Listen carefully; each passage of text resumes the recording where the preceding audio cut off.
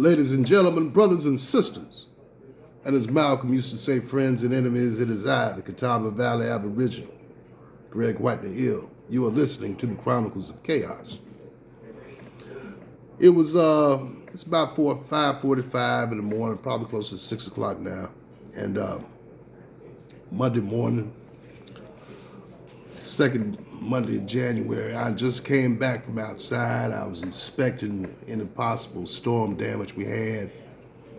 There was a big storm out here last night. And no, there wasn't, which is good.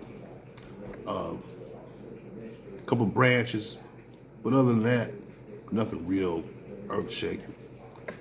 So I'm fixing my coffee this morning, and I checked my phone. And you know, when you check your phone at 5:45 in the morning, there's really nothing. There's really nothing on there except updates, Twitter. So I get on Twitter because apparently this Englishman I've been going back and forth with yesterday on reparations was not satisfied. Some people don't like to take an L, and they don't know how to take an L, so they huddle up with their buddies and DM people that know better and get new approaches and new arguments and things of that nature. Anyway, so I had to respond to him real quick because I pretty much, without bragging, I pretty much mastered all the generic responses in opposition to reparations. And my particular response to this guy was that, yes, your family was poor in England. Yes, you've always been English people. And as a side note, England it's an island. So people who are pure English people are probably people who have a good deal of incest down the line somewhere. That's not picking on, it's just reality. Even the royal family has thousands of people who are alive for the throne somewhere. So when you're dealing with English people, a lot of times you have to account or budget for the fact that a lot of these people are batshit crazy, and they can't help it.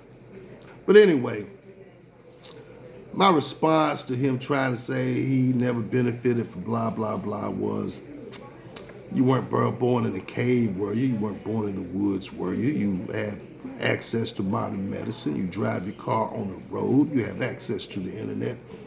All the things that living in British society gives you that you take for granted is a result of their colonialization and slavery endeavors. It's a result of genocide. It's a result of coercion through threat of genocide and war. You have family members, I'm sure, who were sailors and soldiers and Marines who were employed and pensioned out in the service of conquering and maintaining empire. You have relatives, I'm sure, who were employed in manufacturing textiles from cotton and these things that come from dominating other peoples. In fact, you are the inheritors of a system of colonialization that enriched the whole island. As far as never owning slaves, I'll give you the same analogy that I give to Americans. We live probably 20 miles from downtown Charlotte, where the bus station is. Thousands of people are lined up, hundreds of people are lined up to jump on the bus and take them to work or to shop or to make appointments to make a living. And that bus they get on has one owner, and that owner is not them. Do they benefit from the fact that there is a system of public transportation in Charlotte? I think so. That's why everybody in the South and the North benefited from slavery, because there was an institution that provided free stuff, land clearing, field clearing, etc. I'm about to run out of time. I'll finish this up in a minute. Peace.